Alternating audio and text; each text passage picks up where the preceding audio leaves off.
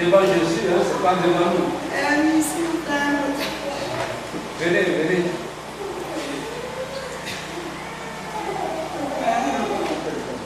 Vous pouvez répondre là-bas, hein, là-bas.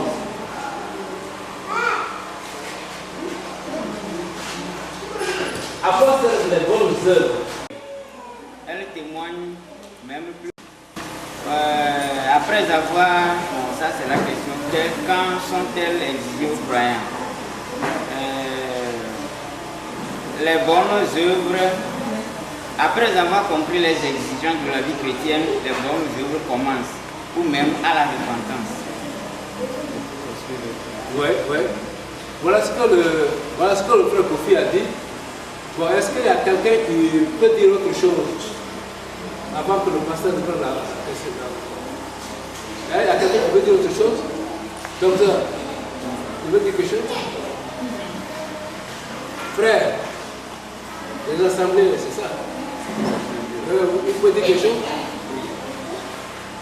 Un chrétien doit faire évangéliser. Évangélisation. Oui, doit évangéliser. D'accord. Mais c'est tout. C'est tout, hein? Oui. D'accord, mais assez. Bon, écoutez ça très bien. Quand on va rentrer dans les détails, là, il faudrait écouter ça très bien parce que là, c'est un peu. Pasteur, frère. Je peux dire que les œuvres servent pour l'édification de l'Église, c'est-à-dire le corps du Christ. Ouais. Nous avons kata brami le nye be bena de dɔnni wɔwɔ le Kristo tɔnyenye ƒe agbeme alo nu kata wòhiã lo tɔnyenye alo le Kristo tɔ wo domea edo na ŋusẽ hamea ne Kristo tɔwo le dɔ wɔm le hamea me wole dɔnni wɔm le hamea me edo na ŋusẽ wɔm le hamea enana be hamea tsina ɖe kpɔna ŋgɔgbe dede. Bien. Pour expliquer, il faut prendre déjà Éphésiens 2, verset 10. Éphésiens 2, verset 10.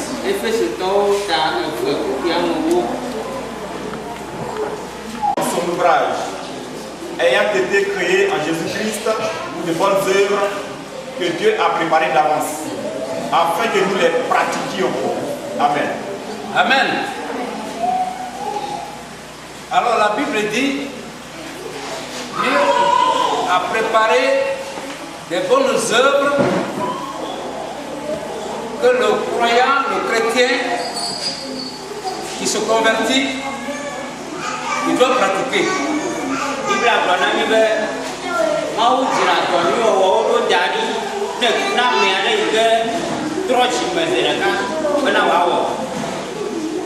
Les bonnes œuvres, c'est ce que Dieu a préparé depuis les origines pour que son peuple qui est converti doit maintenant appliquer, faire, comment on appelle, pratiquer ces bonnes œuvres-là. Parce que ça dit déjà préparé par Dieu.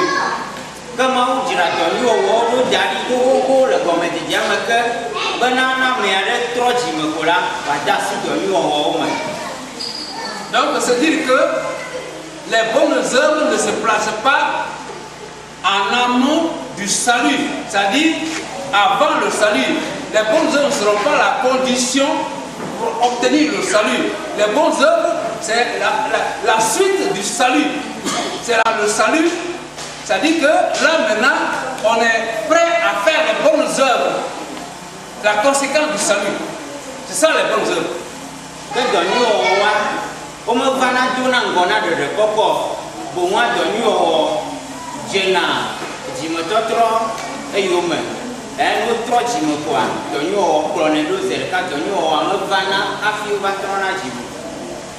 Donc, les bonnes œuvres que le Seigneur, Dieu lui-même a préparées là, on ne peut les appliquer, on ne peut les pratiquer que lorsqu'on est déjà sauvé, lorsqu'on a déjà reçu Jésus. Tant qu'on n'a pas encore reçu Jésus, donc on n'est pas encore sauvé, on ne peut pas pratiquer les bonnes œuvres.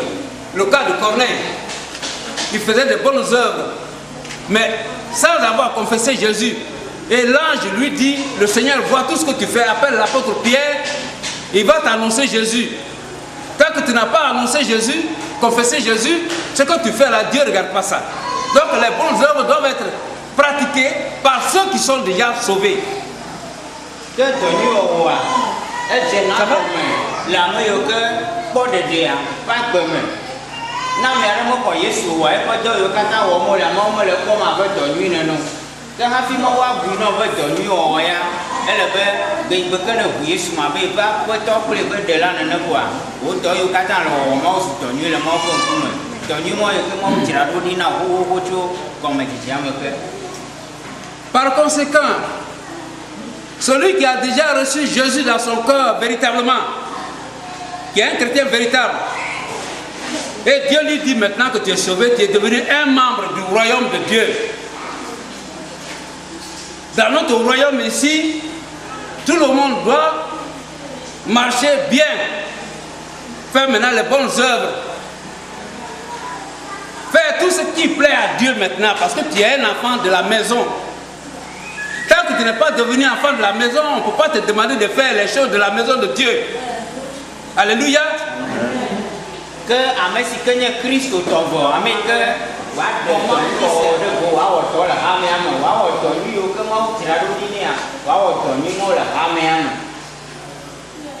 voilà.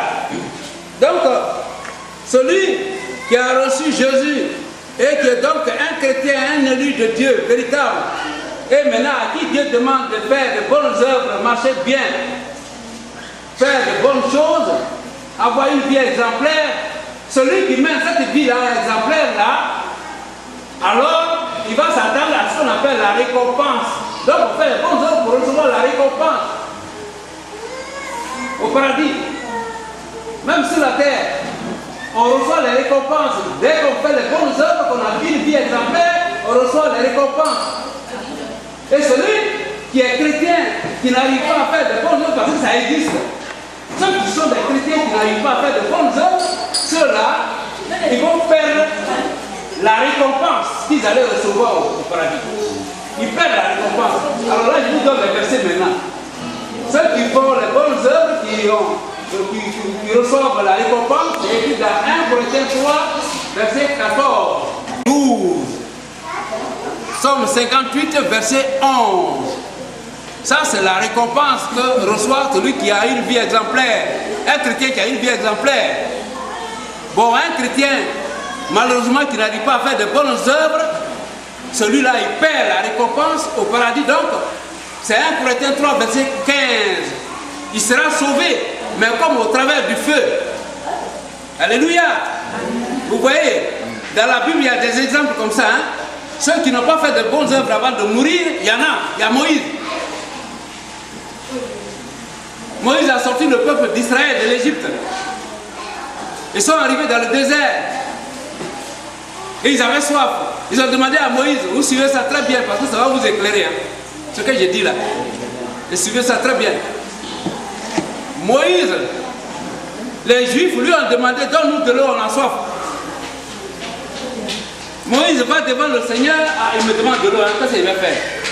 Et Dieu lui dit, prends ta verge, ton bâton, la prends ça à la main, ton frère Aaron avec toi, tu te mets devant le peuple juif, et puis vous allez aller devant le rocher, arriver devant le rocher, il faut demander au rocher de donner de l'eau pour faire boire au peuple. Moïse arrive devant le rocher, qu'est-ce qu'il fait? Il ne parle pas, hein? Il frappe, pas 2 fois. Dieu dit, tu as frappé, le peuple a soif, il va donner de l'eau. Mais ça, là, ce que tu as fait, tu vas payer sa chair. Et qu'est-ce que Dieu fait de lui? Dieu dit, ton frère Aaron et toi, vous m'avez désobéi. Devant ce peuple-là, j'ai fait des miracles par toi, Moïse. Vous avez traversé la mer Rouge à pied sec. Aujourd'hui, tu me désobéis devant ce peuple-là.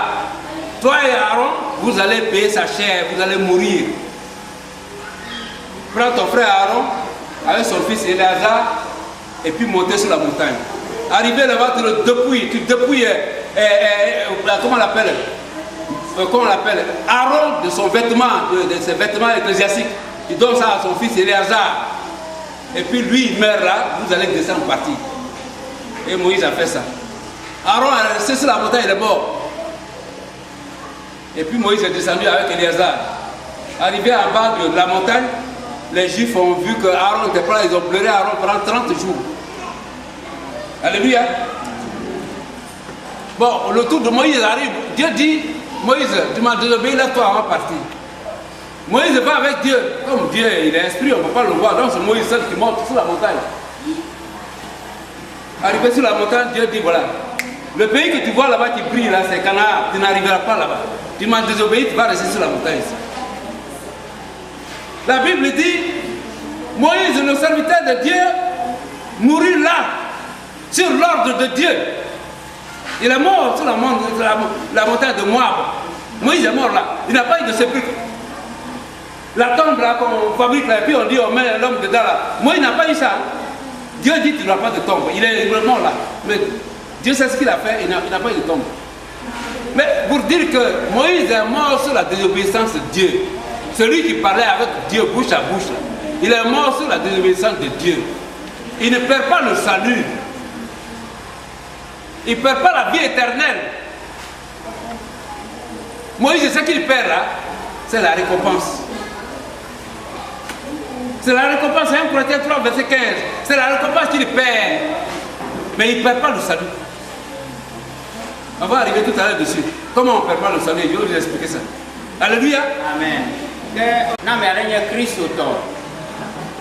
Elle n'est pas autant nuit. Les Yamave, elle n'a plus ce Thomas, Wan Wagonu, Wanya Kodam, Wanya Mutebola, Wadero Pifi avec Christ autant. Que Américain Christ autant, la Gonom, le Tonu Oma, Fetou Linen, Ako Fetou, ta Tonu Oka Wamiel, Fetou Lenti. Que Américain Christ autant, comme le Tonu Oma, la Gonom de Douanoa, Yaha Fetou Melineo, Mako Fetou.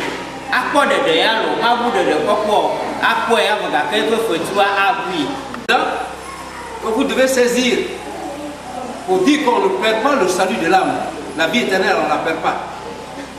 L'apôtre Paul, il a parlé aux chrétiens corinthiens. Il leur a dit, à 1 Corinthiens 5, verset 5, il dit, le chrétien là qui allait coucher avec la femme de son père, vous attendez quoi pour le livrer à Satan?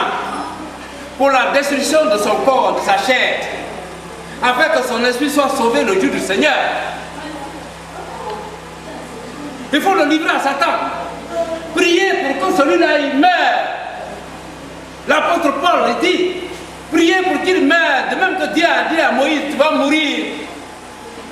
Dieu a fait mourir Moïse parce qu'il a désobéi. Mais il est sauvé. Donc, alors, livre-le à Satan pour la destruction de sa chair et que son esprit soit sauvé le jour du Seigneur. Donc, il meurt vite pour quitter au milieu des croyants, pour ne pas corrompre les croyants avec son comportement. Mais il est sauvé. Il ne perd pas la vie éternelle, il ne perd pas le salut. Alléluia.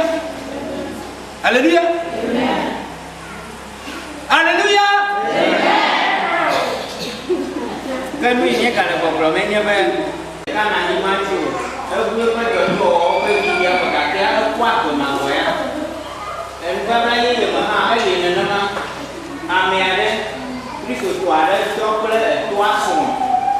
Il l'a promené, après ce repas, le premier taille, on m'a samana, et Satan, on m'a trop connu, on est dans si là.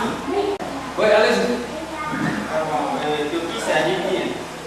Ceux qui sont corrompus d'entendement, retrouvés en ce qui concerne la foi. Après, au sein du mot, pour le ramène, on va garder un peu de corona pour le passer un dia. C'est quand on va donner la réponse finale, c'est mieux de l'appeler. C'est quand on lit le texte biblique, là on peut la dire, mais pour le moment, c'est que tu ne dis pas. Voilà. C'est quand on va donner la réponse finale, on va l'expliquer. Alléluia. Il y a quelqu'un qui veut prendre la parole là, en plus.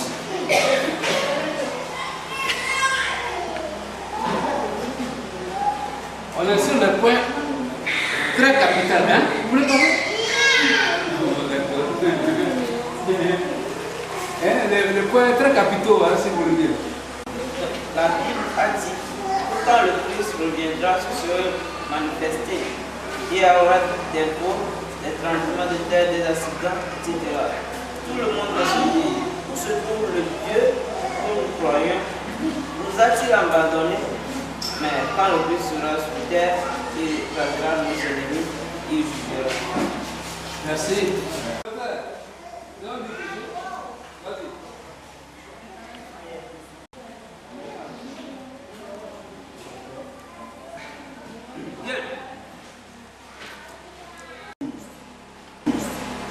Luc 8, 12. D'autres n'ont pas de racines dans le cœur et ne peuvent croire. Il est dit qu'ils croient pour un temps. Toujours Luc 8, 13. Ce sont des gens dont la condamnation est écrite depuis longtemps. Selon Jude, verset 4. Jude chapitre 4 plutôt. Malgré qu'ils ne croient pas, ils vivent en compagnie des vrais chrétiens. C'est le cas de Judas Iscariote, qui vécut en compagnie des disciples de Jésus alors qu'il était un démon. Selon Jean 6, verset 70. Ces non-croyants se séparent du milieu des croyants lorsque le moment est venu. C'est de cela dont il est question lorsque la Bible dit. Il est vrai que la Bible parle de façon voilée, mais avec le discernement, il est à comprendre que cela dont il est question ici n'abandonnent pas la foi qu'ils n'ont jamais vue. Ce sont les faux croyants, les faux pasteurs, les faux prophètes, les faux docteurs à qui le Christ s'adresse dans Matthieu 7, verset 21 à 23. Amen. Amen. Bien. Voilà ce qu'on a écrit, que je vais soutenir.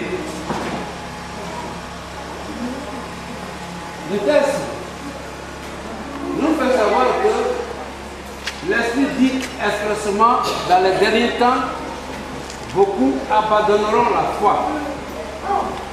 Mais il faut déjà voir quelque chose. Dans l'église locale, il y a deux catégories de croyants. Les deux catégories de croyants qu'on trouve dans l'église locale, c'est qu'il y a des gens, lorsqu'ils ont entendu la prédication, ils ont écouté bien et ils ont cru au message. Ils ont cru donc, alors, ce sont des gens qui sont sauvés parce qu'ils sont régénérés. Ils sont nés de nouveau.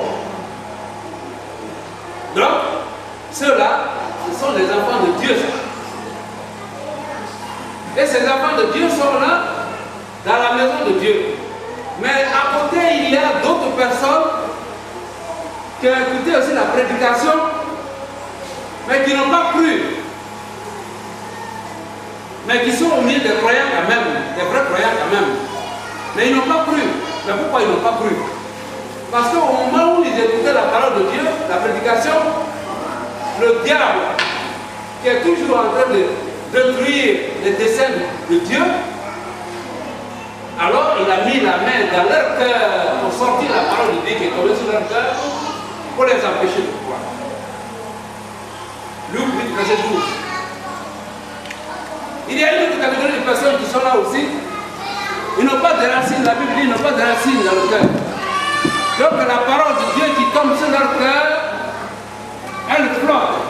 Elle ne peut pas s'enraciner, donc elle flotte. Et quand elle flotte, quand il y a des suggestions du diable, la personne succombe. La personne ne peut pas croire, elle succombe. C'est le cas de Judas Iscariote. Il était avec les disciples. Il a vécu tout le temps avec les disciples de Jésus. Il se comportait comme un vrai disciple aussi. Mais les gens ne peuvent pas lire dans son cœur. C'est Dieu seul qui pouvait lire dans son cœur. Jésus seul savait ce qu'il avait dans son cœur. Jésus seul savait que Judas était un démon. Les disciples ne savaient pas que Judas était démon. Alléluia. Les disciples ne savaient pas que Judas était démon. Mais Jésus savait que Judas était démon. Et par conséquent, alors, il faut comprendre là que dans l'église, il y a aussi des Judas. Ceux-là qui ne croient pas. Mais il faut semblant, il faut comme s'ils croient aussi. C'est cela qu'on appelle des prétendus croyants. C'est cela qu'on appelle les faux prophètes, les faux pasteurs, les faux docteurs, les faux évangélistes. Parce qu'ils n'ont pas reçu le vrai message. Le message qu'eux ils prêchent, c'est eux qui vont te dire que non, le salut, on le perd. Et quand ils vont te dire ça, tu vas tomber dedans alors que les Écritures disent qu'on ne perd pas le salut. Et dans ces conditions-là, c'est le message qu'eux ils prêchent. Et quand ils le prêchent, ils ont tellement d'arguments pour le soutenir. Et les gens tombent facilement dans leur piège. Or, ceux-là, à l'origine, ils n'ont pas cru. Donc, ils véhiculent un autre message que les apôtres véhiculent. Donc, par conséquent, ils sont au milieu des croyants, des vrais croyants. Mais qu'est-ce qui va se passer? Ils ne peuvent plus tenir, rester au milieu des croyants toujours, ils ne peuvent plus tenir parce que la Bible dit qu'il y a un temps pour tout. Il y a un temps pour toutes choses sous les cieux. Quand le moment n'est pas arrivé, tu peux rester là. La parole de Dieu te demande, ça te touche. Tu ne peux plus rester là parce que c'est du feu maintenant dans ton corps. Donc les gens vont quitter le milieu. Ceux-là qui ne croient pas, qui sont là, ils vont quitter le milieu. Et quand ils vont quitter le milieu, la Bible dira que certains abandonneront la foi. Il s'agit de ceux-là qui ne croient pas, mais qui sont là quand même. Le moment venu, ils sortent de sa foi. On ne dirait pas qu'ils ont abandonné la foi. Ils n'ont pas abandonné la foi parce qu'ils n'ont jamais reçu la foi. Ce qu'ils ont reçu, c'est le contraire qu'ils ont reçu. Donc ils s'abordent avec ça. Ils n'ont pas abandonné la foi. Donc le vrai chrétien n'abandonne pas la foi.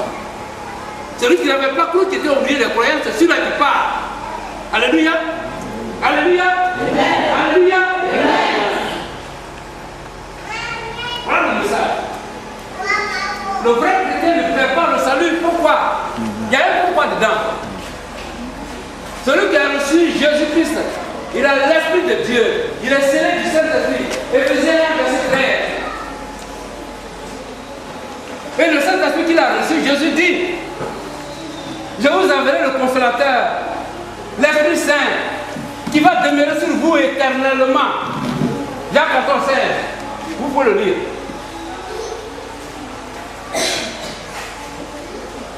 Je vous enverrai le Consolateur, l'Esprit Saint, qui va demeurer sur vous éternellement. C'est-à-dire que si le Saint-Esprit vient sur toi, quand tu as reçu Jésus, que le Saint-Esprit vient sur toi, le Saint-Esprit ne sort plus jamais. Le Saint-Esprit ne peut plus sortir de toi, il est venu, il ne peut pas partir. Et tu deviens le temple de Dieu. Le chrétien devient le temple de Dieu. Il est le temple de Dieu à vie. Il est sauvé à vie. Quitte maintenant de faire de bonnes œuvres pour mériter ce qu'on appelle les récompenses, c'est tout. Mais sinon, il est sauvé à vie. Dis-nous le regard de la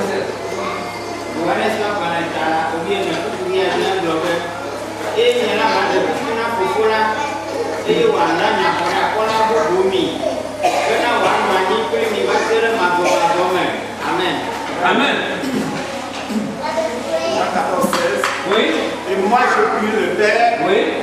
Et qu'il nous donnera un autre consolateur. Oui. Afin qu'il demeure éternellement sur vous. Amen. Donc le Saint-Esprit étant sur vous éternellement, la présence du Saint-Esprit dans le croyant est symbolisée par ce qu'on appelle la vie éternelle. C'est ce qu'on appelle aussi le salut. Il y a le salut. Parce que le Saint-Esprit a lui. C'est ça le salut. Alléluia. Bien. Je disais qu'il y a une formation qui va suivre. Donc, ceux qui sont vraiment poussés par le message, on va organiser une formation. Les documents sont déjà préparés, etc. Donc, et c'est ce message aussi qui va nous conduire à Dieu. Ce n'est pas l'église qui nous conduit à Dieu, je vous dis. Ce n'est pas notre communauté qui nous conduit à Dieu. Ce n'est pas notre religion qui nous conduit à Dieu. C'est le message de Jésus. La Bible dit, la foi vient de ce qu'on entend, et ce qu'on entend vient de la parole de Jésus-Christ. La foi vient de ce qu'on entend, et ce qu'on entend vient de la parole de Jésus-Christ. Et quand ça vient de Jésus, c'est ça qui conduit l'homme à Dieu. Et dans la Bible se trouve le salut. Le salut n'est pas en dehors de la Bible. Alléluia.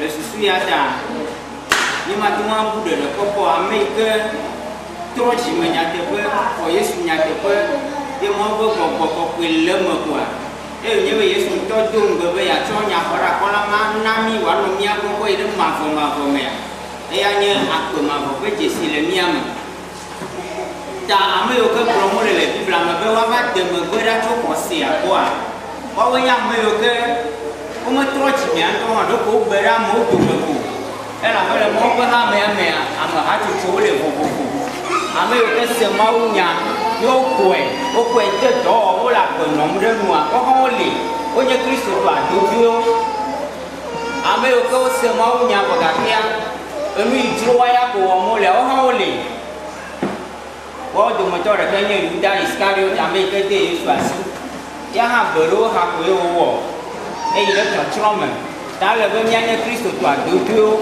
no me nya no mo wa mi ma ko de do miage mia ire chochromen ma wa kwere nyanti nya de ma kwere na Amen. Amen. Voilà, donc ceux-là qui abandonnent la foi selon la Bible parle en parabole. Les Écritures là, tout est voilé là. Vous savez que Jésus quand il était au milieu des disciples, il ne parlait pas simplement. Et quand il parle, quand les disciples le prennent à côté, et il est obligé de leur dire que ceux-là ne sont pas du royaume de Dieu. Je leur parle comme ça, mais vous voulez du royaume. Et c'est là qu'il leur explique les choses. Donc la Bible est remplie de ça. Il faut maintenant de cet esprit pour vous faire découvrir ce que le Seigneur veut dire là. C'est pour dire que à ces gens-là, ils abandonnent la foi là. On dit ils abandonnent la foi là. Véritablement, ils n'abandonnent pas la foi parce qu'ils n'ont jamais cru. Ils n'ont jamais reçu la foi. Ceux-là qui n'ont pas cru qu'ils étaient au milieu des croyants, c'est ceux-là qui quittent. Et quand ils quittent, la Bible dit qu'ils abandonnent la foi. Ils n'abandonnent pas la foi parce qu'ils n'ont jamais cru. Alléluia. Voilà. Et ce sont les faux chrétiens, ce sont les faux croyants, ce sont les prétendus croyants. La Bible dit quelque chose. C'est ceux-là qui ont l'apparence de la piété, mais qui réunissent ce qui en fait la force. Ça veut dire quoi? 2 Timothée 3, verset 5. Ils ont l'apparence de la piété. Ça veut dire qu'ils se présentent avec une grosse Bible sous la main. Et quand ils arrivent dans les églises là, on dit ah c'est ceux-là.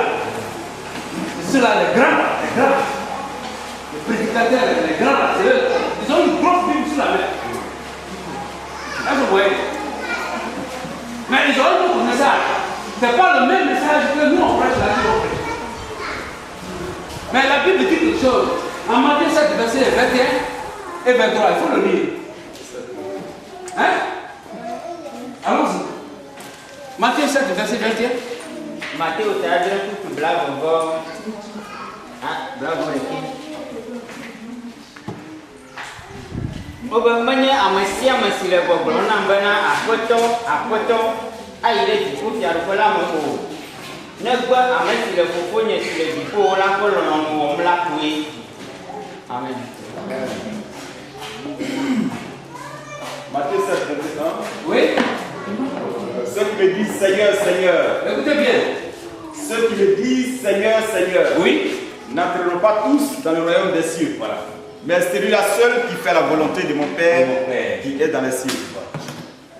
Et la volonté de son Père qui est dans les cieux, c'est quoi? C'est véritablement le choix de Jésus. Véritablement le choix de Jésus, parce que c'est pour cela que la Bible dit, en Jean 3,16, Dieu a tant aimé les hommes qu'il a donné son Fils Jésus. Ne périsse pas, mais qu'il ait la vie éternelle. C'est-à-dire, il est le salut. Est-ce que vous voyez? Donc, croire en Jésus, c'est ça qui est la volonté de Dieu. Si tu ne crois pas en Jésus, il n'est pas de la volonté de Dieu. Alléluia. Amen. Il faut lire 23 là. 23 dis-moi. Qu'est-ce que le Seigneur Jésus va leur dire à la fin de compte? Verset 23. 7, 23, Matthieu. 7, 23. Et que ma nyahama gume na ubena nyamanya mi po mi nu majo lao mi tera le gonye. Amen. Amen.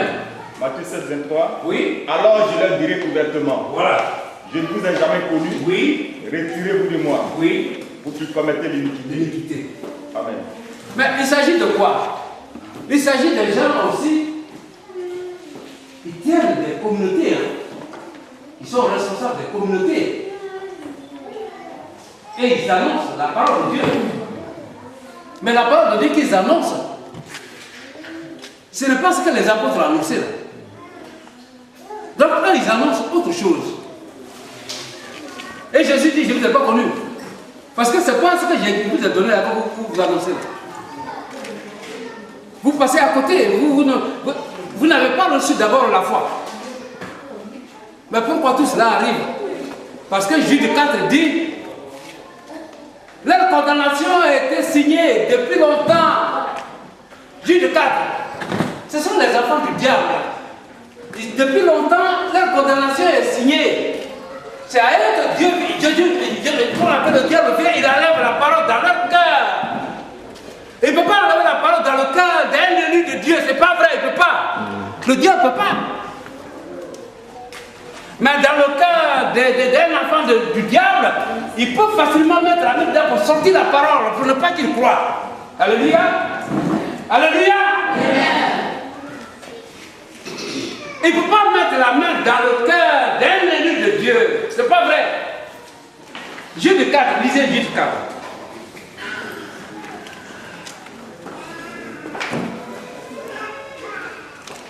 Dont la condamnation est écrite depuis longtemps. Depuis longtemps.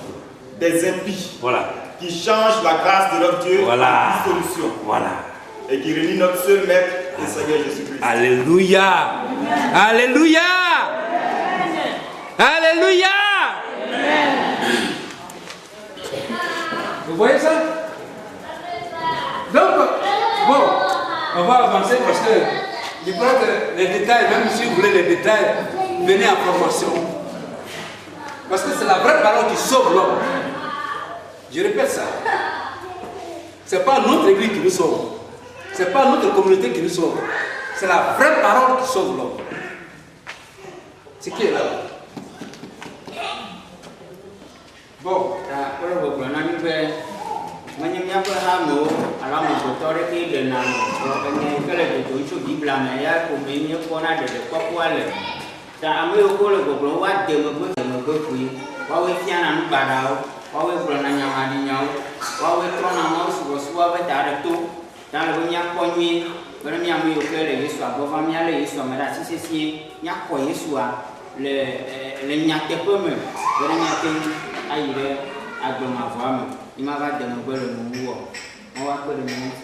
Amen. On va dire l'avant-dernière question.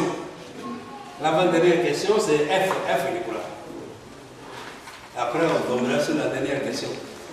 Donc, ça, c'est les moments les plus sérieux. Vous n'êtes pas venu à l'heure, là. Vous venez participer avec nous. Voilà. Allons-y. Lisez le texte et puis vous allez dire les réponses.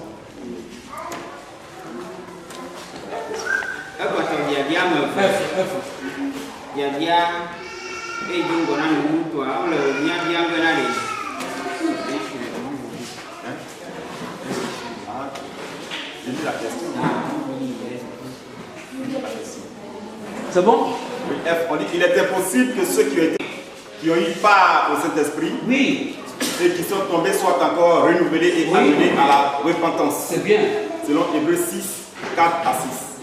Voilà. On nous demande donc d'expliquer l'expression. Dès qu'ils sont tombés, et le second volet dit, le croyant peut-il perdre la vie éternelle? Voilà.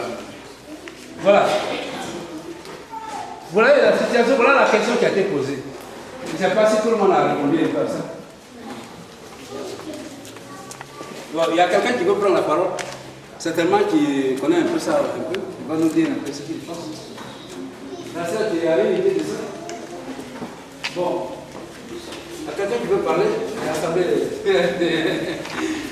Vas-y, donne-nous un peu. Qu'est-ce que vous dites? C'est bien qu'on puisse savoir aussi ce que vous dites.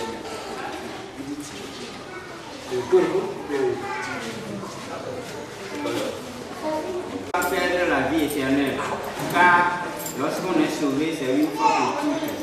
Crois au Seigneur Jésus et tu seras sauvé.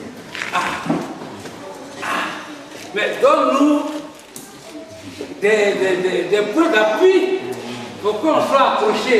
Hein? Parce que ce que tu dis là, il faut nous développer ça. Parce que là, on a besoin de ça. Vas-y, tiens la parole là. Il faut faire la sœur. Et la qu'à développer un peu. Parce que là, ça nous intéresse. Vas-y.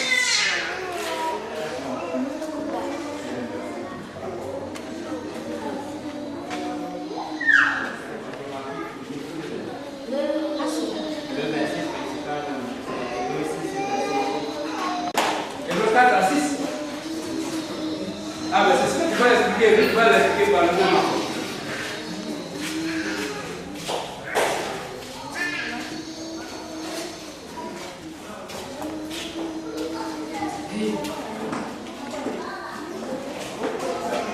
Hein?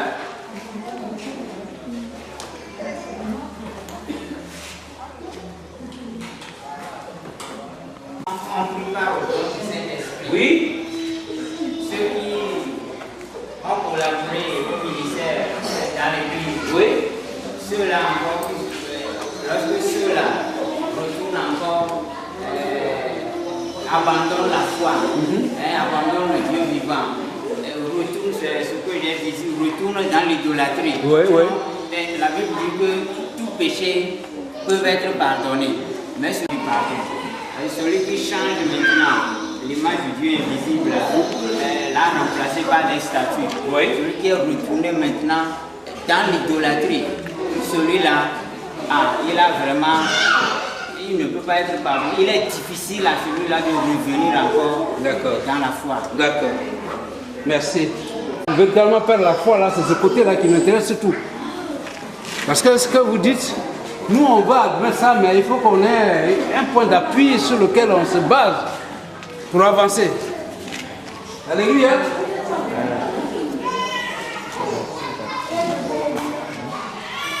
Bon, il y a quelqu'un d'autre qui va prendre la parole.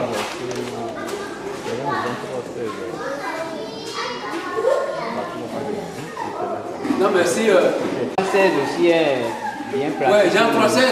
Oui. Dieu a tant aimé le monde. Oui. Il a donné son fils Jésus, afin que celui qui croit en lui ne périsse pas, mais qu'il ait la vie éternelle.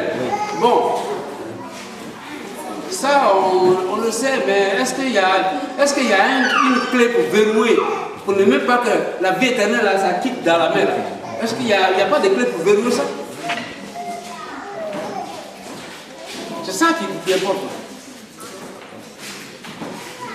Vous faites un verrouillage, la montée qui est au dehors là, si vous ne verrouillez pas ça, quelqu'un va venir, il va prendre tout, il va partir. Si c'est verrouillé là, il ne peut pas. C'est pas vrai? Bon, vous voulez parler? D'accord. Bon. Alors, il est question de Hébreux 6, verset 4 à 6. Regardez pour les enfants.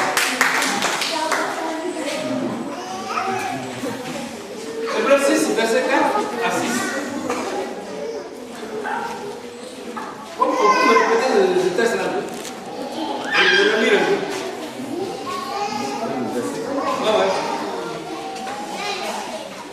Il est impossible que ceux qui ont été une fois éclairés, qui ont goûté le don céleste, qui ont eu part au Saint-Esprit, et amenés à la repentance. Merci.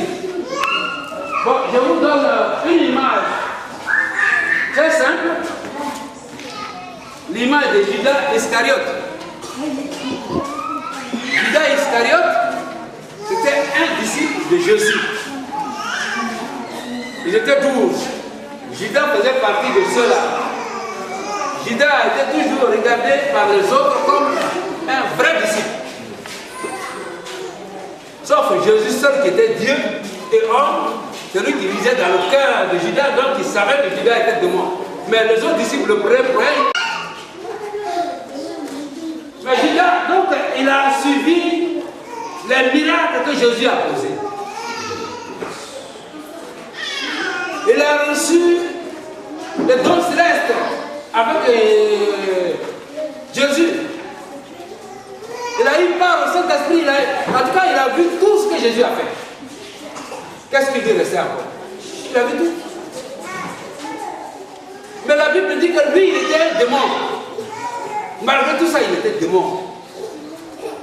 Donc lui, il n'avait jamais cru, mais il était là quand même. C'était un démon. Jésus dit, en Jean 6, verset 70, il dit, l'un de vous est un démon. C'est moi qui vous ai choisi, vous les 12. Mais l'un de vous est un démon. C'est moi qui vous ai choisi, vous ai choisi. Mais l'un de vous est un démon. Jean 6, verset 70. Il s'agissait de Judas.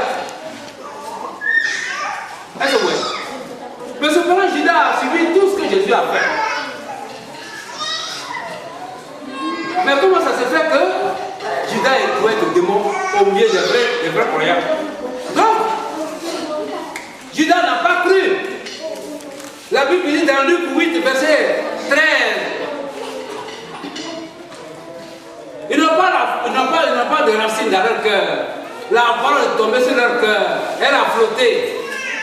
Elle n'a pas pu s'enraciner. Mais sur la croix pour un temps. Il croit pour un temps. Il sera, mais il croit pour un temps. Judas a cru pour un temps. Et le moment venu, il va livrer Jésus et puis il va partir. Il a cru pour un temps. Mais il n'a pas cru véritablement. Et ça s'appelle les prétendus croyants. Donc, ceux-là, quand la Bible dit, ceux qui étaient une fois éclairés, qui ont quitté le don céleste, qui ont fait tout ce que vous connaissez là, et qui sont tombés, nous disons qu'ils ne sont pas tombés. Pour être tombé, pour tomber là, c'est quelqu'un qui est debout pour moi. Celui qui tombe. En d'autres mots, c'est quelqu'un qui a reçu le salut, qui est racheté de la condamnation à le situer. Jean 14, nous fait savoir que Jésus, il envoie le Saint-Esprit sur les croyants, qui va demeurer sur eux éternellement. La prière du Saint-Esprit, c'est Dieu qui est là. Dieu est sur toi éternellement, tu ne peux pas perdre le salut. Dieu ne peut pas être sur toi et puis il va dire qu'il t'arrache mon salut. Non, il est là éternellement. Donc, ce qui veut dire qu'il ne faut pas dire qu'il faut perdre le salut. La prière du Saint-Esprit, c'est ça la vie éternelle. La présence du Saint-Esprit dans le croyant, c'est ça la vie éternelle. Donc, on ne peut pas avoir le Saint-Esprit en soi, mais nous, on demande ça. Jacques 14, c'est la clé. C'est le verrouillage. Jacques 14, c'est le verrouillage. Ou bien la Bible se contredit à ce moment. Si ça peut être le contraire, c'est que la Bible se contredit. Alléluia. Voilà, c'est qu'on va tomber sur le dernier sujet.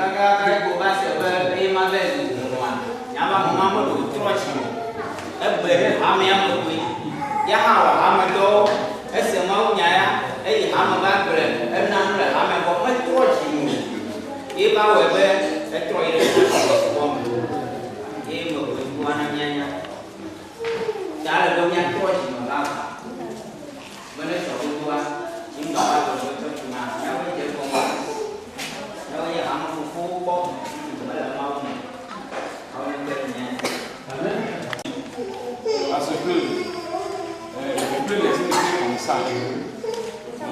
Le monde, c'est quelque chose qu'on a habitué.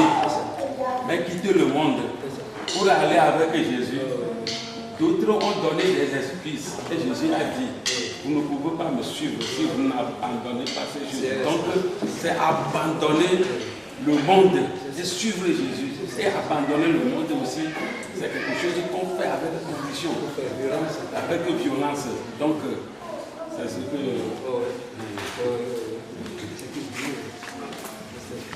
Si les suscités, Ephésiens 8, 9, Galates 2, 16, Jean 3, 16, Romains 3, 8 affirment tous que l'on est sauvé par grâce par le moyen de la foi. c'est un don de Dieu. Ce n'est pas par le mérite que l'on se glorifie. Ouais. Les apôtres dont il est question dans les textes ci-dessous, Actes 14, 22, 2 Pierre 1, 11, 2 Timothée 4, 18, étaient les croyants déjà. Dans ces conditions, les textes nous disent que l'homme sera sauvé par grâce. Parce que la grâce, pourquoi? Parce que Dieu ne demande pas nos mérites pour nous donner son salut. Dieu nous sauve par faveur, par sa pure bonté. Il dit oui, il te sauve. Alors que lui, il n'a rien fait du tout pour mériter ça. Mais Dieu dit, il te sauve. Donc c'est par grâce qu'il t'a sauvé.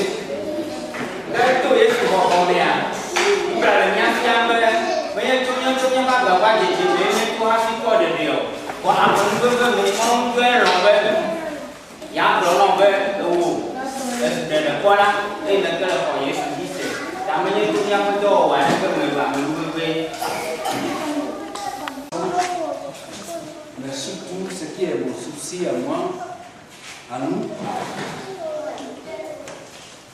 je vous fais remarquer et que je vous répète. On peut être obligé, je ne sais pas, là où on est venu, ici on ne parle pas la volonté de Dieu, on est au monde d'enlèvement. Celui qui est dans le plan de Dieu va sortir. Les gens vont le savoir.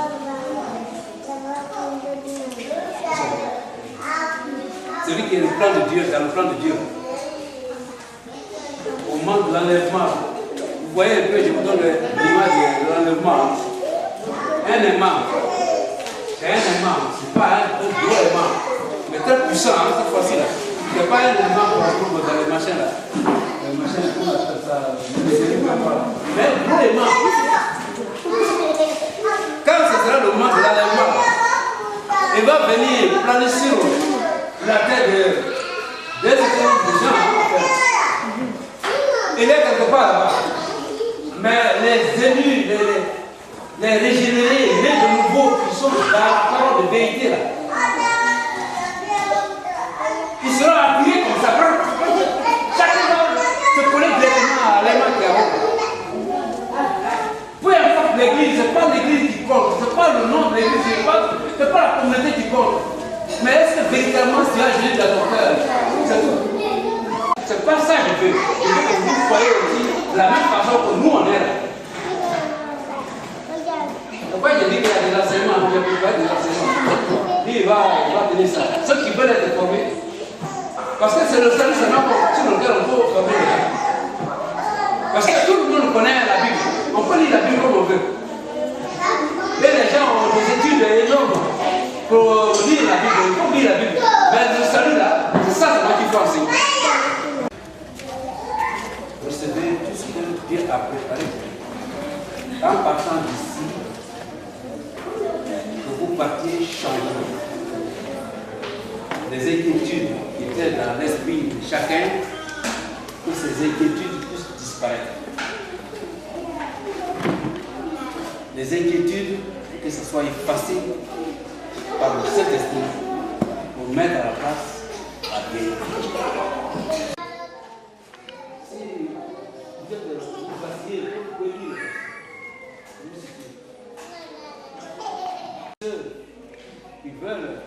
Ceux qui veulent éventuellement obtenir une formation sûre, principalement sur le salut, on va élever le nom. Ceux qui veulent pour donner le nom. C'est très important. Voilà. Parce que ce n'est pas assez dans l'église. Ce n'est pas prêcher non plus.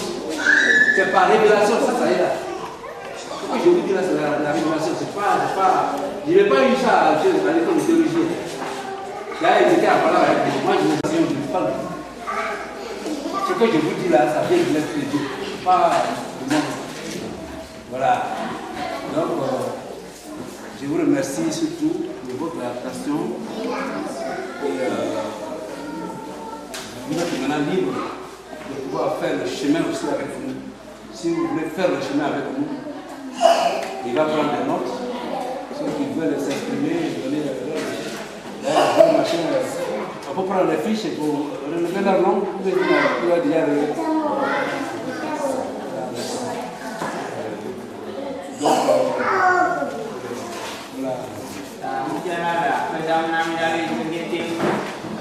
acclamez Jésus d'abord. Acclamez Jésus-Christ. Voilà.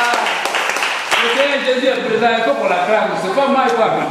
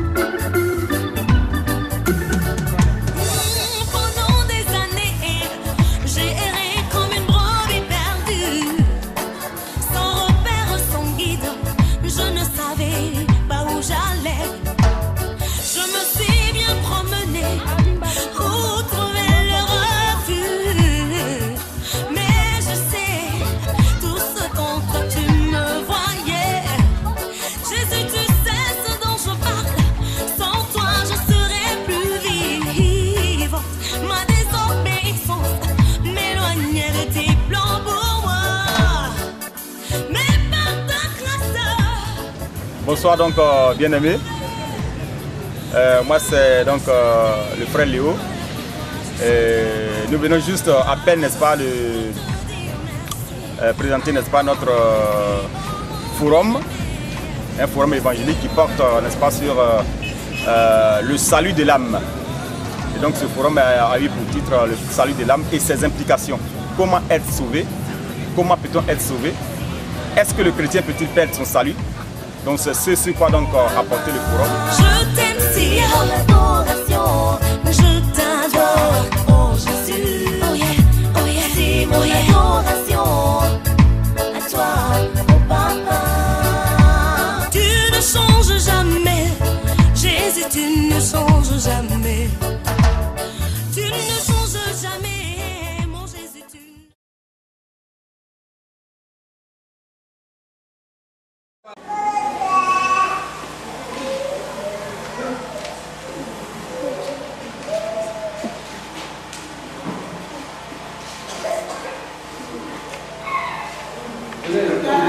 devant Jésus, hein, c'est pas devant nous. Venez, venez.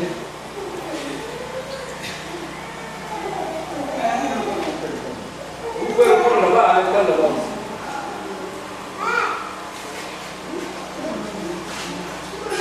Apporte les bonnes œuvres. Elle témoigne même plus. Après avoir, bon, ça c'est la question, quand sont-elles exigées aux croyants? Les bonnes œuvres, après avoir compris les exigences de la vie chrétienne, les bonnes œuvres commencent, ou même à la repentance. Oui, oui. Voilà ce que le frère Kofi a dit. Bon, est-ce qu'il y a quelqu'un qui peut dire autre chose avant que le pasteur ne prenne la question? Il y a quelqu'un qui veut dire autre chose? Docteur, tu veux dire quelque chose? Frère, les assemblées, c'est ça? Vous pouvez dire quelque chose? Un chrétien doit faire évangéliser. Évangélisation. Oui, doit évangéliser. D'accord. Et c'est tout. C'est tout, hein? Oui. D'accord, merci. Bon, écoutez ça très bien. Quand on va rentrer dans les détails, là, il faudrait écouter ça très bien parce que là, c'est un peu. Pasteur, frère. Je peux dire que les œuvres servent pour l'édification de l'Église, c'est-à-dire le corps du Christ. Ouais. Nous avons promis les gens que nous avons des tonneaux, les Christ, tonneaux, pas que nous avons rien. Tonneaux, alors les Christ, automéa, et donnant un hammer. Et les Christ, le hammer, le tonneau, le hammer, mais donnant un hammer. Et nous avons hammer, chinari, qu'on a un peu de temps. Bien. Pour expliquer, il faut prendre déjà Éphésiens 2, verset 10. Éphésiens 2, verset 10.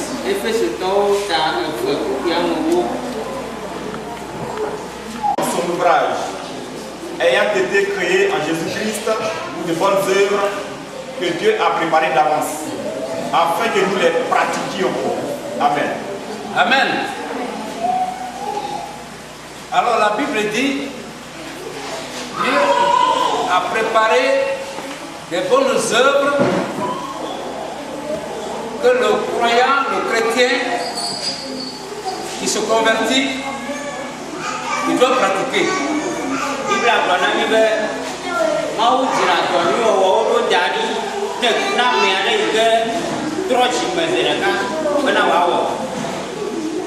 Les bonnes œuvres, c'est ce que Dieu a préparé depuis les origines pour que son peuple qui est converti doit maintenant appliquer, faire, comment on appelle, pratiquer ces bonnes œuvres-là. Parce que ça dit déjà préparé par Dieu. Comment tu as donné au haut d'Ali le comédien que banana mais avec trop de cola, va donner au haut. Donc, c'est dire que les bonnes œuvres ne se placent pas en amont du salut, c'est-à-dire avant le salut. Les bonnes œuvres ne seront pas la condition pour obtenir le salut. Les bonnes œuvres, c'est la suite du salut. C'est là le salut. C'est-à-dire que là maintenant, on est prêt à faire les bonnes œuvres. La conséquence du salut. C'est ça les bonnes œuvres. Que donner au roi, comme on va donner un gona de coco, pour moi donner au Jenna, Jimototro et Yome. Et nous trois Jimokoa, donner au colonel Zelka, donner au Amavana, Afiubatrona Jimo. Donc, les bonnes œuvres que le Seigneur, Dieu lui-même a préparées là, on ne peut les appliquer, on ne peut les pratiquer que lorsqu'on est déjà sauvé, lorsqu'on a déjà reçu Jésus. Tant qu'on n'a pas encore reçu Jésus, donc on n'est pas encore sauvé, on ne peut pas pratiquer les bonnes œuvres. Le cas de Corneille, il faisait des bonnes œuvres, mais sans avoir confessé Jésus. Et l'ange lui dit, le Seigneur voit tout ce que tu fais, appelle l'apôtre Pierre, il va t'annoncer Jésus. Tant que tu n'as pas annoncé Jésus, confessé Jésus, ce que tu fais là, Dieu ne regarde pas ça. Donc les bonnes œuvres doivent être pratiquées par ceux qui sont déjà sauvés.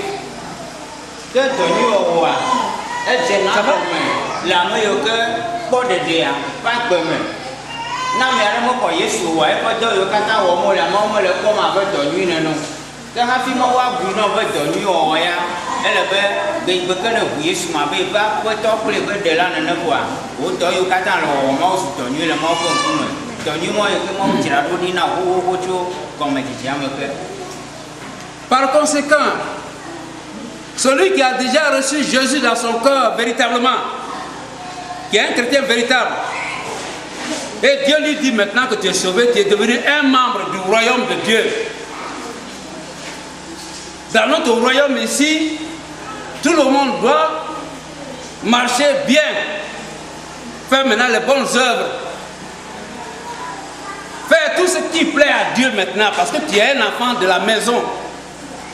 Tant que tu n'es pas devenu enfant de la maison, on ne peut pas te demander de faire les choses de la maison de Dieu. Alléluia. Que ame si ke nye Kristo tɔvɔ ame yi ke woaɖe dɔnyui ɖe go woawɔ dɔ le hamea me woawɔ dɔnyui yiwo ke Mawu dzra ɖo ɖi nea woawɔ dɔnyui mawo le hamea me. Voilà. Donc, celui qui a reçu Jésus et qui est donc un chrétien, un élu de Dieu véritable, et maintenant à qui Dieu demande de faire de bonnes œuvres, marcher bien, faire de bonnes choses, avoir une vie exemplaire, celui qui met cette vie-là exemplaire-là, alors il va s'attendre à ce qu'on appelle la récompense. Donc on fait les bonnes œuvres pour recevoir la récompense au paradis. Même sur la terre, on reçoit les récompenses. Dès qu'on fait les bonnes œuvres, qu'on a une vie exemplaire, on reçoit les récompenses. Et celui qui est chrétien, qui n'arrive pas à faire de bonnes œuvres, parce que ça existe. Ceux qui sont des chrétiens qui n'arrivent pas à faire de bonnes œuvres, ceux-là, ils vont perdre la récompense qu'ils allaient recevoir au paradis. Ils perdent la récompense. Alors là, je vous donne les versets maintenant. Ceux qui font les bonnes œuvres, qui reçoivent la récompense, c'est écrit dans 1 Corinthiens 3, verset 14. 12. Somme 58, verset 11. Ça, c'est la récompense que reçoit celui qui a une vie exemplaire. Un chrétien qui a une vie exemplaire. Bon, un chrétien, malheureusement, qui n'arrive pas à faire de bonnes œuvres, celui-là, il perd la récompense au paradis. Donc, c'est 1 Corinthiens 3, verset 15. Il sera sauvé, mais comme au travers du feu. Alléluia. Vous voyez, dans la Bible, il y a des exemples comme ça. Hein? Ceux qui n'ont pas fait de bonnes œuvres avant de mourir, il y en a. Il y a Moïse. Moïse a sorti le peuple d'Israël de l'Égypte. Ils sont arrivés dans le désert. Et ils avaient soif. Ils ont demandé à Moïse, vous suivez ça très bien parce que ça va vous éclairer. Hein, ce que j'ai dit là. Et suivez ça très bien. Moïse, les Juifs lui ont demandé, donne-nous de l'eau, on a soif. Moïse va devant le Seigneur, il me demande de l'eau, hein, qu'est-ce qu'il va faire? Et Dieu lui dit, prends ta verge, ton bâton, là, prends ça à la main, ton frère Aaron avec toi, tu te mets devant le peuple juif, et puis vous allez aller devant le rocher, arriver devant le rocher, il faut demander au rocher de donner de l'eau pour faire boire au peuple.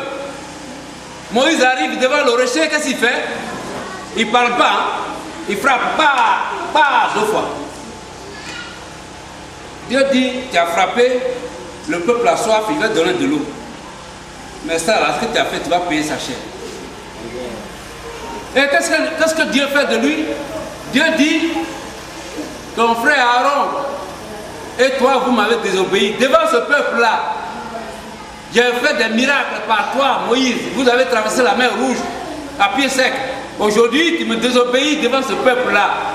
Toi et Aaron, vous allez payer sa chair, vous allez mourir. Prends ton frère Aaron avec son fils Éléazar et puis montez sur la montagne. Arrivé là-bas, tu le dépouilles, comment on l'appelle? Comment on l'appelle? Aaron de son vêtement, de ses vêtements ecclésiastiques. Il donne ça à son fils Éléazar. Et puis lui, il meurt là, vous allez descendre partir. Et Moïse a fait ça. Aaron est resté sur la montagne, il est mort. Et puis Moïse est descendu avec Éléazar. Arrivé en bas de la montagne, les Juifs ont vu que Aaron était pas là, ils ont pleuré Aaron pendant 30 jours. Alléluia. Bon, le tour de Moïse arrive. Dieu dit, Moïse, tu m'as désobéi, lève-toi, on va partir. Moïse va avec Dieu. Comme Dieu, il est esprit, on ne peut pas le voir. Donc c'est Moïse seul qui monte sur la montagne. Arrivé sur la montagne, Dieu dit, voilà, le pays que tu vois là-bas qui brille, là, c'est Canaan. Tu n'arriveras pas là-bas. Tu m'as désobéi, tu vas rester sur la montagne ici. La Bible dit, Moïse, le serviteur de Dieu, mourut là, sur l'ordre de Dieu. Il est mort sur la montagne de Moab. Moïse est mort là. Il n'a pas eu de sépulcre.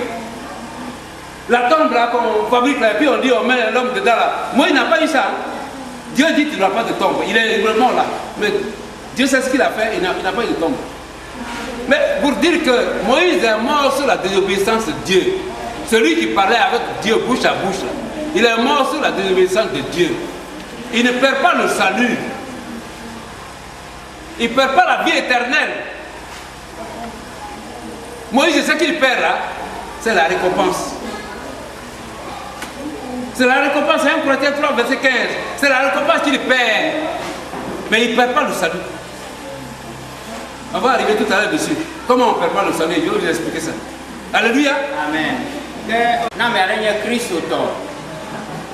Elle n'est pas autant nuit. Les yambe elle n'a Christ autant ma be. Wa no agbenui, wa nye kodem, wa nye nute bola. Wa de lo pifi avec Christ autant ne. Que américain Christ autant la gbenom le donu oma, fetu linen. Ako fetu. Ta donu que wa miele a fetu lenti. Que américain Christ autant va comme le donu oma ma la gbenom de do anu ya ha fetu me linen. Ma ko fetu. Akpo de yalo, ma bu de koko, akpo ya vaga ke fetu a abui. Donc, vous devez saisir pour dire qu'on ne perd pas le salut de l'âme. La vie éternelle, on ne la perd pas. L'apôtre Paul, il a parlé aux chrétiens corinthiens. Il leur a dit, à 1 Corinthiens 5, verset 5, il dit, le chrétien là qui allait coucher avec la femme de son père, vous attendez quoi pour le livrer à Satan?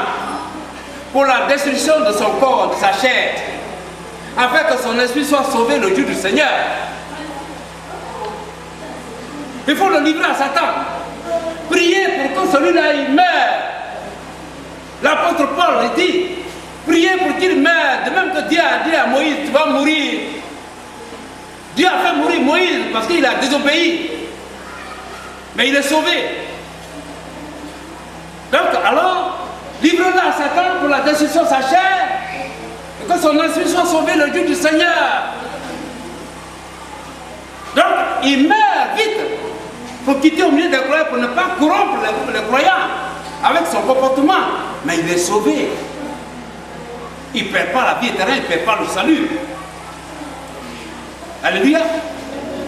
Alléluia. Amen. Alléluia. Quand nous y allons pour promener, quand on a une voiture, on peut pas dire qu'on peut vivre avec un quoi comme un voyage. Elle va aller de maman, elle est maman, amère, plus que toi, donc le poisson. Il a provenant, après ce repas, le problème est on m'a samana, et Satan, on m'a trop connu, on est dans ce là. Oui, allez-y. Depuis ça dit bien. Ceux qui sont corrompus d'entendement, reprouvés en ce qui concerne la foi, au sentiment, au pétrole, au le ramène, au bagage, au carton, le coconut, au négocier, c'est quand on va donner la réponse finale, c'est mieux de l'appeler. Parce que quand on lit le texte biblique, là on peut la dire, mais pour le moment, ce que tu expliques, tu ne le dis pas. Voilà. C'est quand on va donner la réponse finale, on va l'expliquer. Alléluia. Il y a quelqu'un qui veut prendre la parole là, en plus.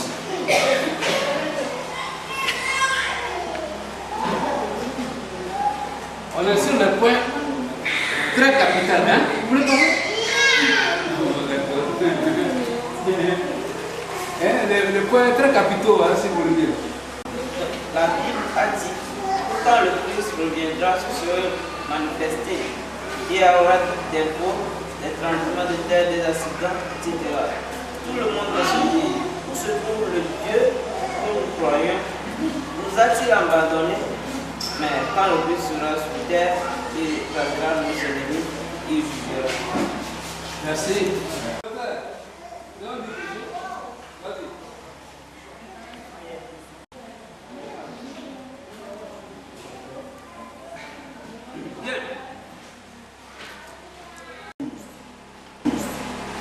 Luc 8, 12. D'autres n'ont pas de racines dans le cœur et ne peuvent croire. Il est dit qu'ils croient pour un temps. Toujours Luc 8, 13. Ce sont des gens dont la condamnation est écrite depuis longtemps. Selon Jude, verset 4. Jude chapitre 4 plutôt.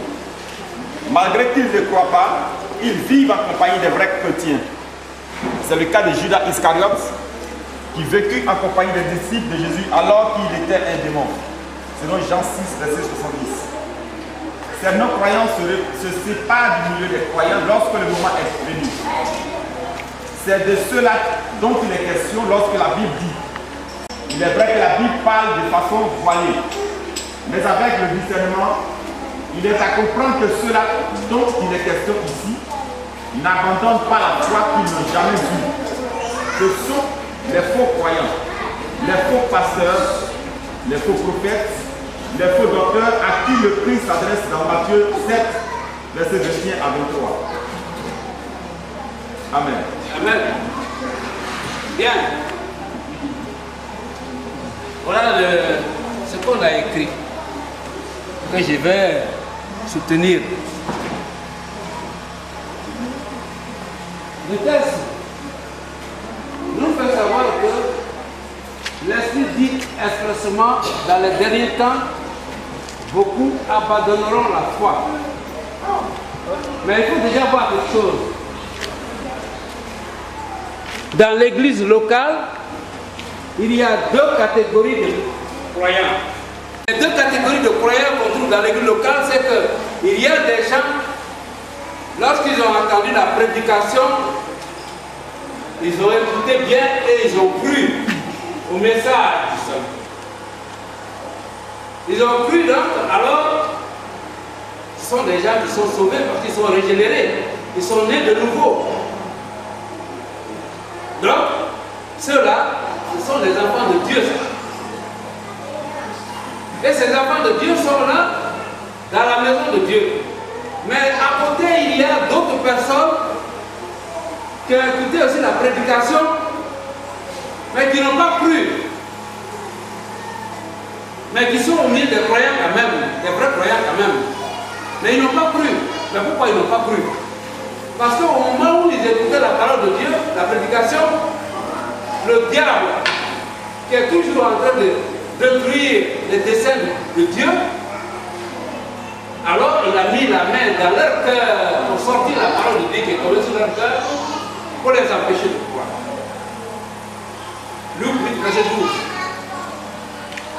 Il y a une autre catégorie de personnes qui sont là aussi.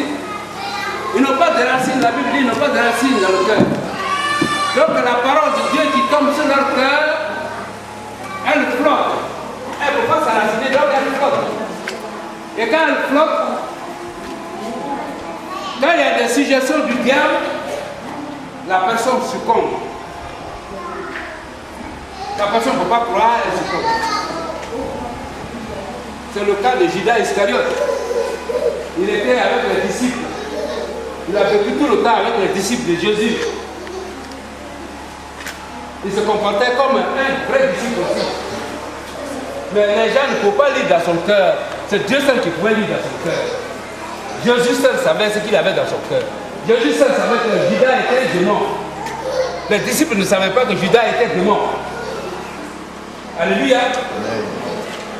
Les disciples ne savaient pas que Judas était démon. Mais Jésus savait que Judas était démon. Et par conséquent, alors, il faut comprendre là que dans l'église, il y a aussi des Judas. Ceux-là qui ne croient pas. Mais il faut savoir, il faut comme s'ils croient aussi. C'est ceux-là qu'on appelle des prétendus croyants. C'est ceux-là qu'on appelle des faux prophètes, les faux pasteurs, les faux docteurs, les faux évangélistes, parce qu'ils n'ont pas reçu le vrai message. Le message qu'eux ils prêchent, c'est eux qui vont te dire que non, le salut, on le perd.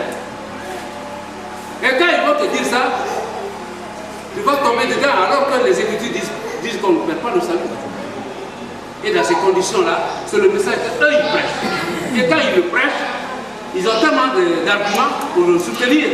Et les gens tombent facilement dans leur piège. Or, ceux-là, à l'origine, ils n'ont pas cru. Donc, ils véhiculent un autre message que les apôtres véhiculent. Donc, par conséquent, ils sont au milieu des croyants, des vrais croyants. Mais qu'est-ce qui va se passer? Ils ne peuvent plus tenir, rester au milieu des croyants toujours, ils ne peuvent plus tenir parce que la Bible dit qu'il y a un temps pour tout. Il y a un temps pour toutes choses sous les cieux. Quand le moment n'est pas arrivé, tu peux rester là. La parole de Dieu te demande, ça te touche. Tu ne peux plus rester là parce que c'est du feu maintenant dans ton corps. Donc les gens vont quitter le milieu. Ceux-là qui ne croient pas qui sont là, ils vont quitter le milieu. Et quand ils vont quitter le milieu, la Bible dira que certains abandonneront la foi. Il s'agit de ceux-là qui ne croient pas, mais qui sont là quand même. Le moment venu, ils sortent de savoir. On ne dirait pas qu'ils ont abandonné la foi. Ils n'ont pas abandonné la foi parce qu'ils n'ont jamais reçu la foi. Ce qu'ils ont reçu, c'est le contraire qu'ils ont reçu. Donc ils s'abordent avec ça. Ils n'ont pas abandonné la foi. Donc le vrai chrétien n'abandonne pas la foi. Celui qui n'avait pas cru, qui était au milieu des croyants, c'est celui-là qui part. Alléluia. Alléluia. Alléluia. Voilà le message. Le vrai chrétien ne fait pas le salut. Pourquoi? Il y a un pourquoi dedans.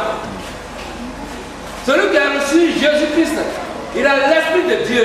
Il est scellé du Saint-Esprit. Éphésiens 1, verset 13. Et le Saint-Esprit qu'il a reçu, Jésus dit, je vous enverrai le Consolateur, l'Esprit Saint, qui va demeurer sur vous éternellement. Jacques 14, 16. Vous pouvez le lire.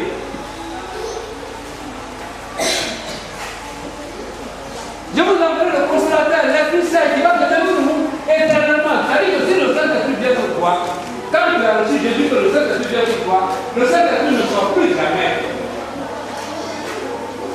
Le Saint-Esprit ne peut plus sortir de toi, il est venu, il ne peut pas partir. Et tu deviens le temple de Dieu. Le chrétien devient le temple de Dieu. Il est le temple de Dieu à vie. Il est sauvé à vie. Quitte maintenant de faire de bonnes œuvres pour mériter ce qu'on appelle les récompenses, c'est tout. Mais sinon, il est sauvé à vie. Dis-nous le Jacques 16.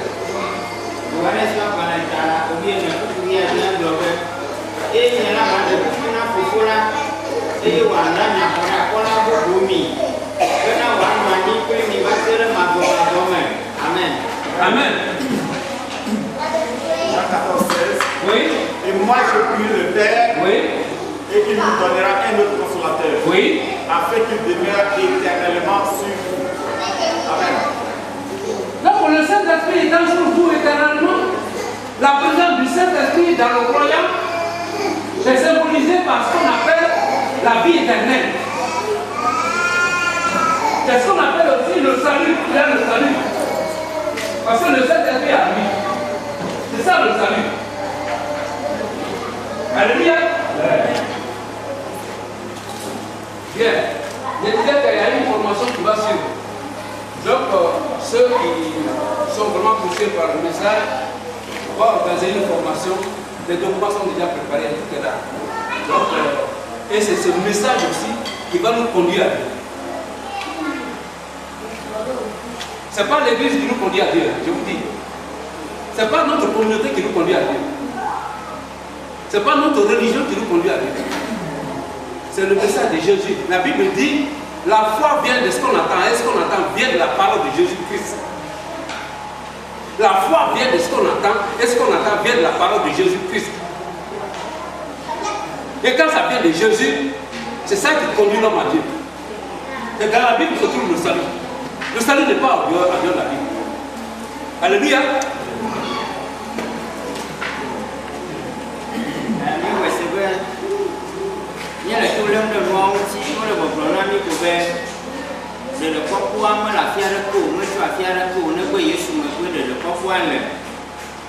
Le susu ya ta ni matuma bu de le kɔkɔ ame yi ke trɔ dzime nyateƒe xɔ Yesu nyateƒe ye mɔ be gbɔgbɔ kɔkɔe le me koa eye nye be Yesu ŋutɔ do ŋgɔ be yeatsɔ nyaxɔɖakɔla ma na mi wòanɔ mía gbɔ kɔ yi ɖe mavɔ mea eya nye akpe mavɔ ƒe dzesi le mía me ta ame yiwo ke gblɔm wole le Biblia me be woava de megbe ɖa tso xɔsea gbɔa woawoe nye ame yiwo ke wometrɔ dzimea ŋutɔ hã ɖeko wogbe ɖe amewo dome ko elabe le mɔwo ƒe hamea mea ame hatsotsowo le vovovo ame yiwo ke se Mawu nya ye wokɔe de dɔwɔm wole agbe nɔm ɖe nua wohã wole wonye Kristo ƒe adoviwo ame yiwo ke wose Mawu nya vɔ gakea enu yi dzro waya ko wɔm wole wohã wole woawo dometɔ ɖeka nye Yuda Iskariot ame yi ke de Yesu asi ya hã be ɖewo ha ko ye wowɔ eyi ɖe tsɔtsrɔ̃ me ta ele be míanye Kristo ƒe adoviwo ne menye nenema oa mi makɔ ɖeɖo míage míayi ɖe tsɔtsrɔ̃ me Mawu akpe ɖe mía ŋuti míade fi ma koe ɖe nena. Amen. Amen. Voilà, donc ceux-là qui abandonnent la foi selon la Bible parle en parabole. Les Écritures là, tout est voilé là. Vous savez que Jésus quand il était au milieu des disciples, il ne parlait pas simplement. Et quand il parle, c'est après les disciples le prennent à côté, ah c'est le corps de Dieu. Et il est obligé de leur dire que ceux-là ne sont pas du royaume de Dieu. Je leur parle comme ça, mais vous voulez du royaume. Et c'est là qu'il leur explique les choses. Donc la Bible est remplie de ça. Il faut maintenant de cet esprit pour vous faire découvrir ce que le Seigneur veut dire là. C'est pour dire que à ces gens-là, ils abandonnent la foi là. On dit ils abandonnent la foi là. Véritablement, ils n'abandonnent pas la foi parce qu'ils n'ont jamais cru. Ils n'ont jamais reçu la foi. Ceux-là qui n'ont pas cru qu'il était au milieu des croyants, c'est ceux-là qui quittent. Et quand ils quittent, la Bible dit qu'ils abandonnent la foi. Ils n'abandonnent pas la foi parce qu'ils n'ont jamais cru. Alléluia. Voilà. Et ce sont les faux chrétiens, ce sont les faux croyants, ce sont les prétendus croyants. La Bible dit quelque chose. C'est ceux-là qui ont l'apparence de la piété, mais qui réunissent ce qui en fait la force. Ça veut dire quoi? 2 Timothée 3, verset 5. Ils ont l'apparence de la piété. Ça veut dire qu'ils se présentent avec une grosse Bible sous la main. Et quand ils arrivent dans les églises là, on dit ah c'est ceux-là. C'est ceux-là les grands. Les prédicateurs, les grands là, c'est eux. Ils ont une grosse Bible sous la main. Là, vous voyez. Mais ils ont un autre message. Ce n'est pas le même message que nous on prêche là. Mais la Bible dit quelque chose. En Matthieu 7, verset 21 et 23, il faut le lire. Hein? Allons-y. Matthieu 7, verset 21. Matthieu, tu as dit que tu blagues encore. Ah, blague de qui? Obamanya amasi amasi le gbɔgblɔ na bena aƒetɔ ayi ɖe dziƒo fiaɖuƒe la me o. Negbe ame si le fofonye si le dziƒo la ƒe lɔlɔ̃nu wɔm la koe. Amen. Matthieu 7, verset 1. Oui. Ceux qui me disent Seigneur, Seigneur. Écoutez bien. Ceux qui me disent Seigneur, Seigneur. Oui. N'entreront pas tous dans le royaume des cieux. Voilà. Mais c'est lui-là seul qui fait la volonté de mon Père, qui est dans les cieux. Et la volonté de son Père qui est dans les cieux, c'est quoi? C'est véritablement le choix de Jésus. Véritablement le choix de Jésus, parce que c'est pour cela que la Bible dit, en Jean 3,16, Dieu a tant aimé les hommes qu'il a donné son Fils Jésus. Ne périsse pas, mais qu'il ait la vie éternelle. C'est-à-dire, il est le salut. Est-ce que vous voyez? Donc, croire en Jésus, c'est ça qui est la volonté de Dieu. Si tu ne crois pas en Jésus, il n'est pas dans la volonté de Dieu. Alléluia. Amen. Il faut dire 23 là. 23 dit quoi? Qu'est-ce que le Seigneur Jésus va leur dire à la fin de compte? Verset 23. 7, 23, Matthieu. 7, 23. Ekema nye hã ma ʋume na wo bena nyemenya mi kpɔ o, mi nu madrɔmadrɔwɔlawo, mi te ɖa le gbɔnye. Amen. Amen. Matthieu 7, 23. Oui. Alors je leur dirai ouvertement. Voilà. Je ne vous ai jamais connu. Oui. retirez-vous de moi. Oui. Vous qui commettez l'iniquité. L'iniquité. Amen. Mais il s'agit de quoi? Il s'agit des gens aussi qui tiennent des communautés. Ils sont responsables des communautés. Et ils annoncent la parole de Dieu. Mais la parole de Dieu qu'ils annoncent, ce n'est pas ce que les apôtres ont annoncé là. Donc eux, ils annoncent autre chose. Et Jésus dit, je ne vous ai pas connu. Parce que ce n'est pas ce que je vous ai donné là que vous annoncez là. Vous passez à côté, vous n'avez pas reçu d'abord la foi. Mais pourquoi tout cela arrive? Parce que Jude 4 dit, leur condamnation a été signée depuis longtemps. Jude 4, ce sont les enfants du diable. Depuis longtemps, leur condamnation est signée. C'est à eux que Dieu, qu'on appelle le diable, il enlève la parole dans leur cœur. Il ne peut pas enlever la parole dans le cœur d'un élu de Dieu, c'est pas vrai, il ne peut pas. Le Dieu ne peut pas. Mais dans le cœur d'un enfant du diable, il peut facilement mettre la main dedans pour sortir la parole, pour ne pas qu'il croie. Alléluia. Alléluia. Il ne peut pas mettre la main dans le cœur d'un élu de Dieu. C'est pas vrai. Jude 4, lisez Jude 4.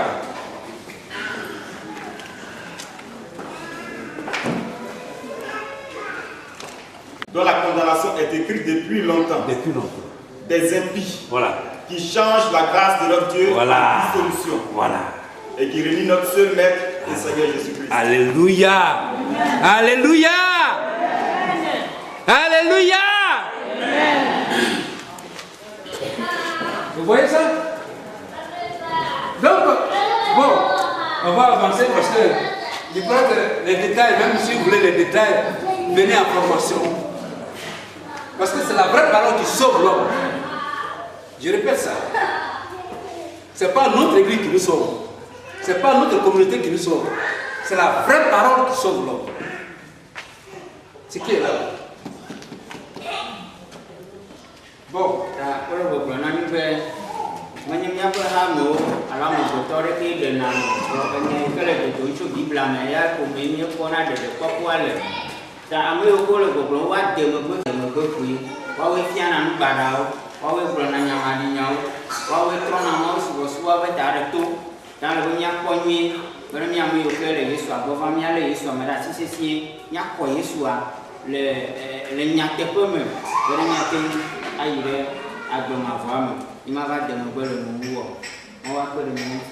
Amen. On va lire l'avant-dernière question. L'avant-dernière question, c'est F. Après, on tombera sur la dernière question. Donc, ça, c'est le moment le plus sérieux. Vous n'êtes pas venu à l'aide, vous venez participer avec nous. Voilà. Allons-y. Lisez le texte et puis vous allez dire les réponses.